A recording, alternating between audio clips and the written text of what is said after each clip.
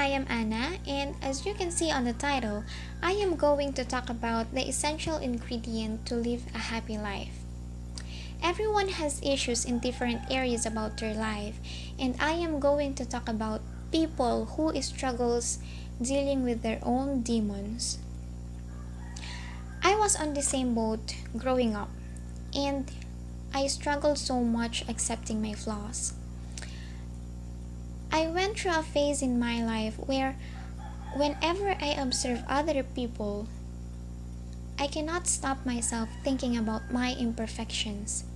Just for example, my dry and frizzy hair, my thin eyebrows, my not so flattering nose, my dry lips, my back acne, my skinny body, my stretch marks, and all of my scars.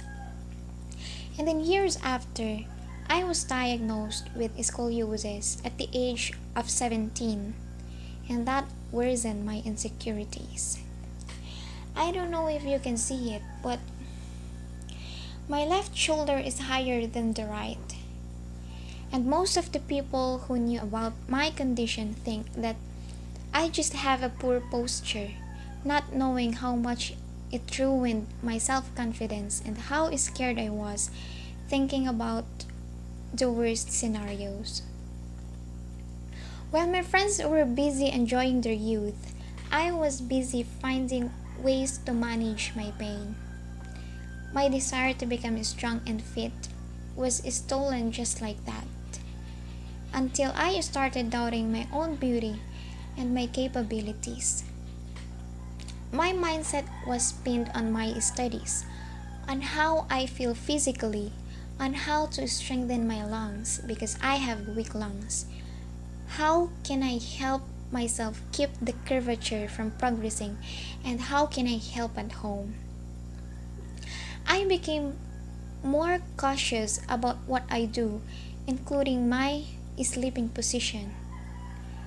Acceptance is hard. It was hard for me to cope with the sudden change because I used to do strenuous activities when I was in grade school, and that is what brought happiness to my childhood. And then here I am. I was put into a situation where I cannot even stand or sit for hours comfortably and ends up taking painkiller at the end of the day. But as I look back, I realized that I committed a big mistake that made a huge contribution into my suffering. I never talked about it. I kept it all inside and tried my best to show that it didn't bother me at all. I spent years thinking about it and feeling bad about it. And for everyone who does this and believes that you are doing it right, think again. Talking about how I feel made a huge difference, and it feels so much better knowing that I am surrounded with the right people. I have just recently accepting myself this past few months, and loving myself helped me to feel good in my own skin. And if you are asking what does it mean to love yourself, to love yourself is to stop being too hard on yourself. You have to understand that self-love requires a lot of patience.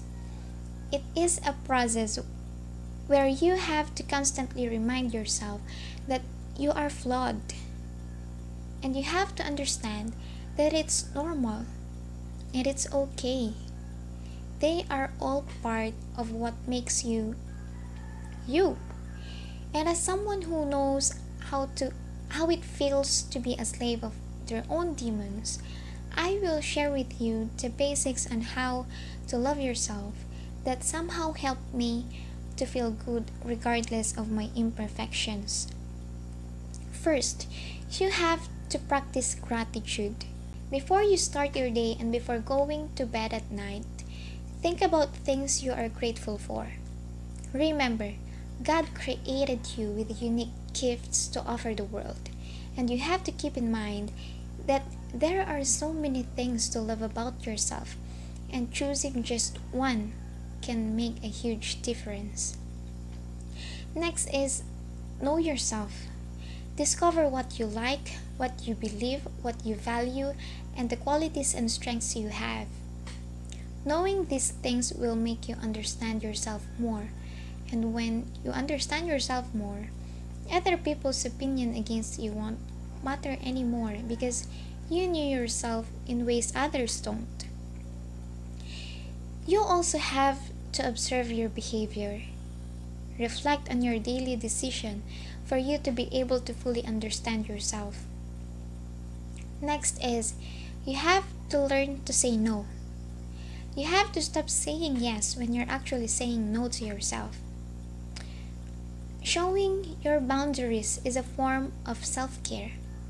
You have to show the things you can tolerate and be loud with the things you cannot for other people to respect you.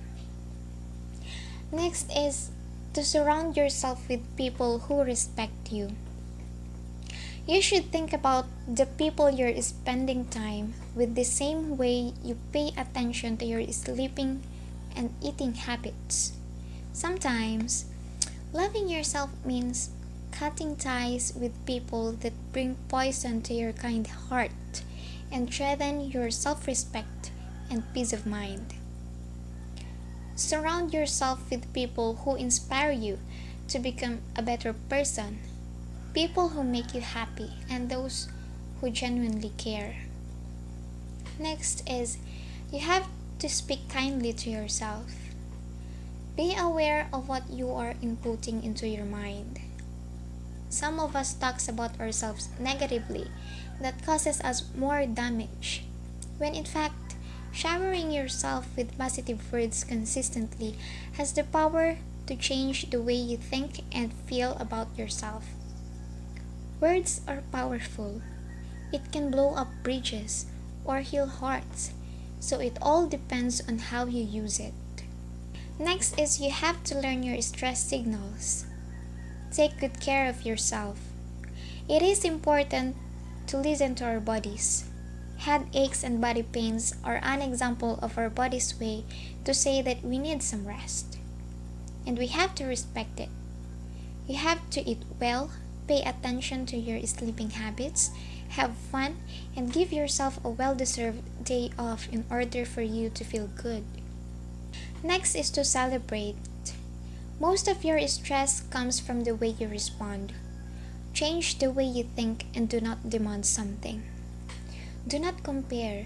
Do not follow the crowd's mentality of what constitutes happiness. Be thankful of what you are, of what you have, and what you can do. Do not spend your life standing at a complaint counter and embrace your imperfections to love every part of who you are. Next is to acknowledge your emotions.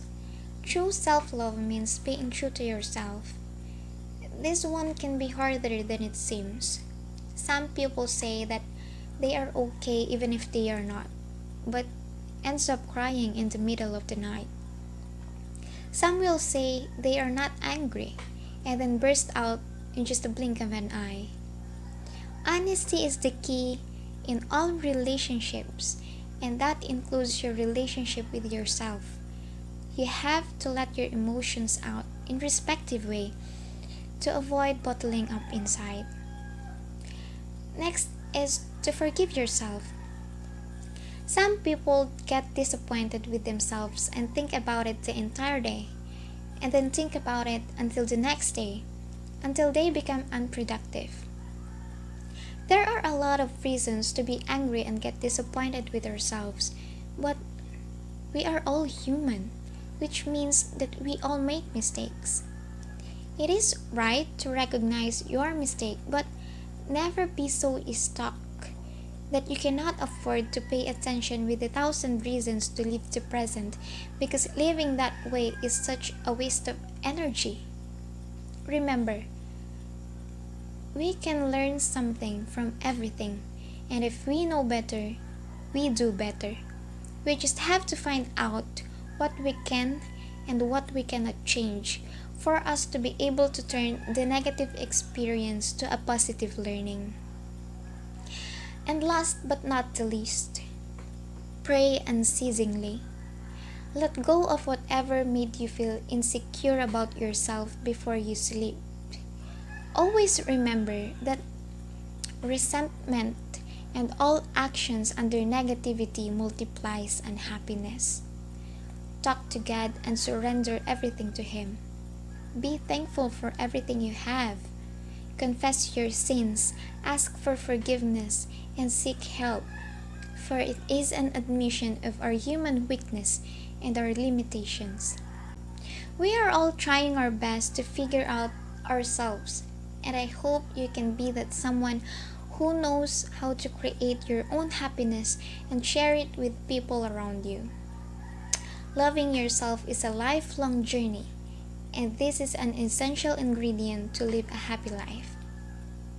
You cannot embrace your flaws if you cannot love yourself, and you cannot live a happy life if you cannot give yourself the acceptance, the treatment, and the love you deserve. So you better start caring for yourself and treat yourself with the love you deserve, because you are the person you'll always be with and the one who will stay with you through thick and thin.